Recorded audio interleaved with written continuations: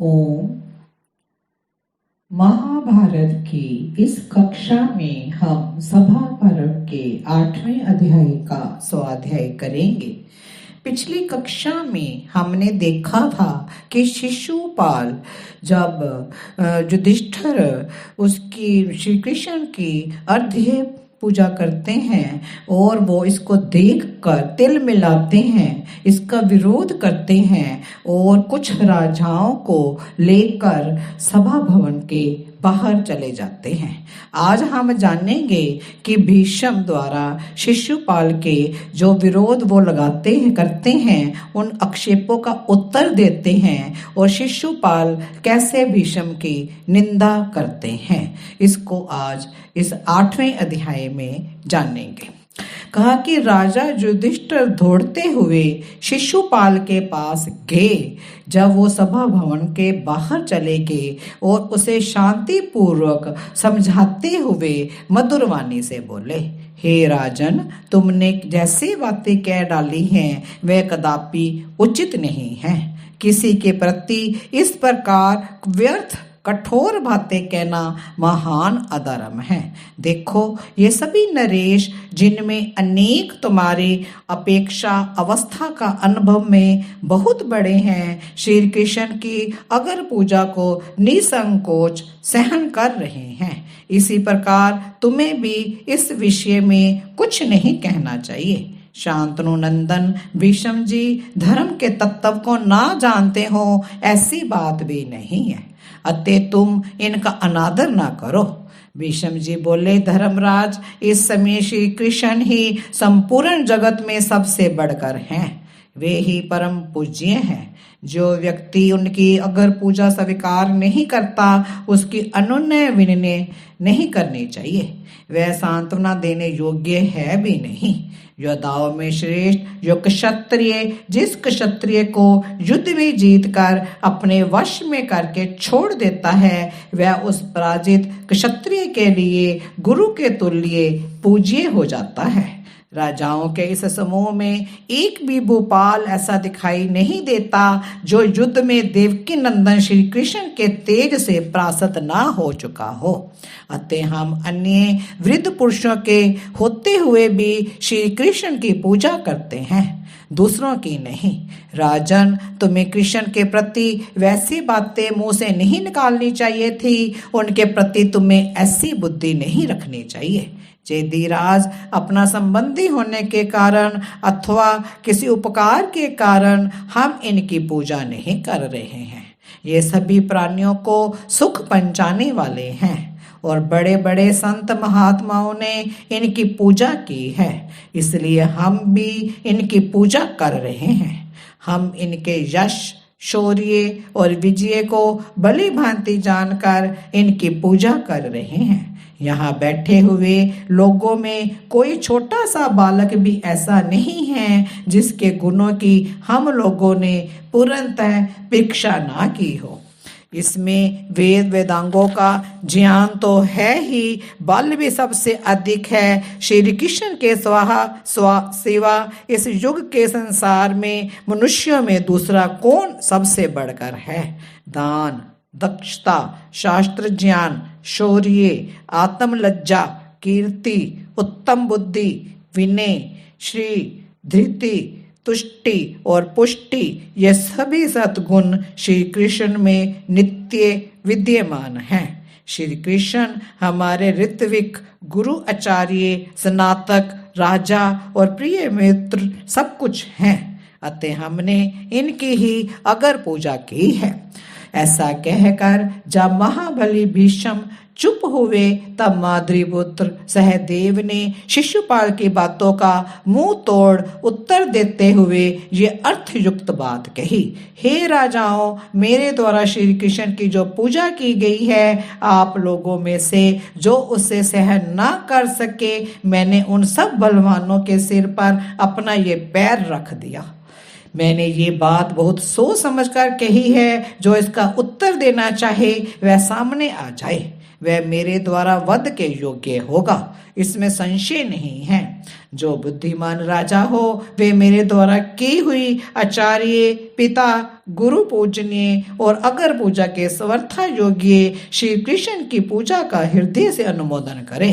सहदेव ने महामानी और बलवान राजाओं के बीच में खड़े होकर अपना पैर दिखाया था, तो भी जो बुद्धिमान और श्रेष्ठ नरेश थे उनमें से कोई कुछ ना बोला। तब वहां आए हुए ब्राह्मणों और क्षत्रियों में विशिष्ट व्यक्तियों को पहचानने वाले नर देव सहदेव ने पूज्य व्यक्तियों की कर्मश पूजा करके वे अर्घ्य निवेदन का कार्य पूरा कर दिया।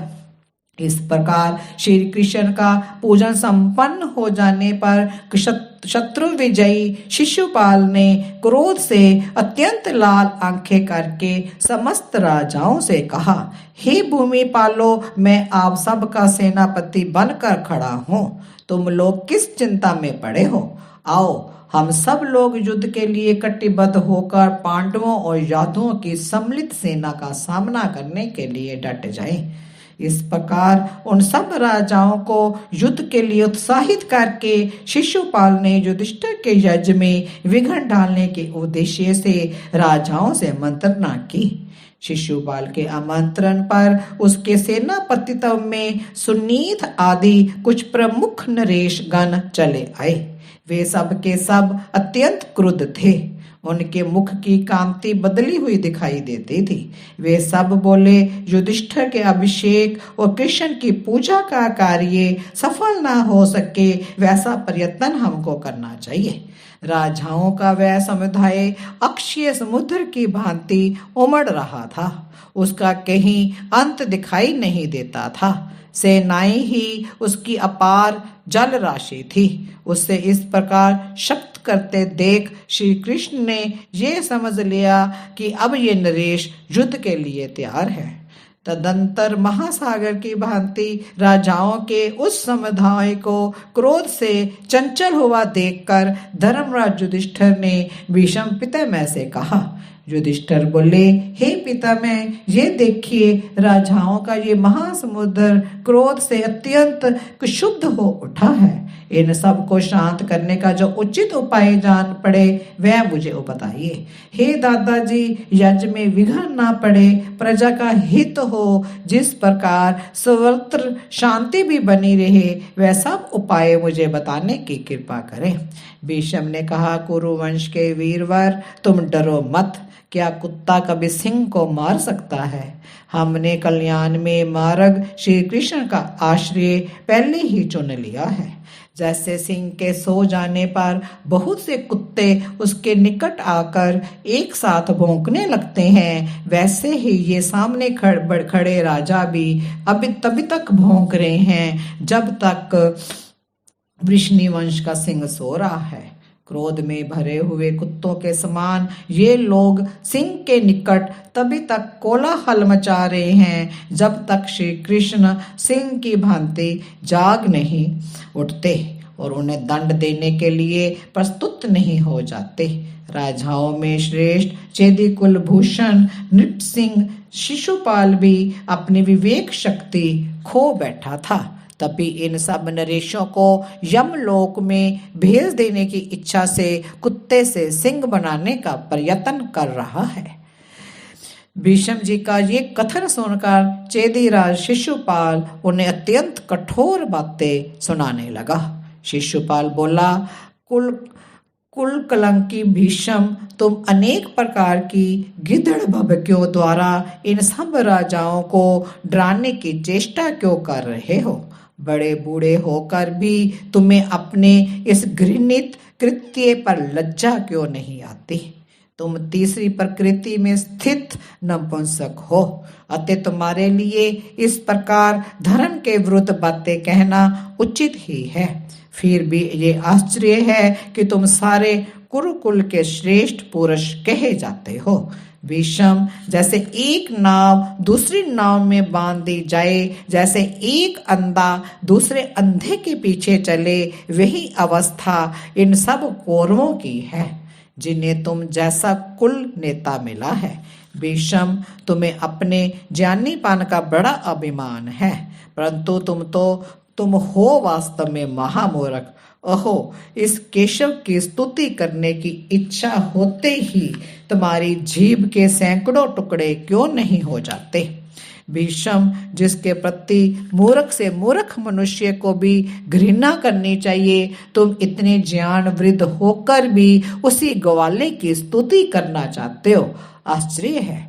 भीष्म, यदि इसने बचपन में एक पक्षी वकासुर को अथवा युद्ध कला से स्वर्था अन्नभिज केशी नामक अश्व और अरिष्टासुर वृषभ को मार डाला हो, इसमें क्या आश्चर्य की बात हो गई। भीष्म, छकड़ा क्या है, चेतना शून्य लकड़ियों का ढेर ही तो। यदि इसने पैर से उसको उलट ही दिया तो ये कौन सी आश्चर्य की बात हो गई। भीष्म, यदि इसने गोवर्धन पर्वत को 7 दिन तक अपने हाथ पर उठाए रखा तो उसमें भी मुझे कोई आश्चर्य की बात नहीं जान पड़ती, क्योंकि गोवर्धन तो दीमकों की खोदी हुई मिट्टी का ढेर मात्र है। धर्मज, भीष्म, जिस महाबली कंस का अन्न खाकर ये पला था उसी को इसने मार डाला, ये भी इसके लिए कोई बड़ी अद्भुत बात नहीं है। कुलागंधम, भीष्म, तुम धर्म को बिल्कुल नहीं जानते।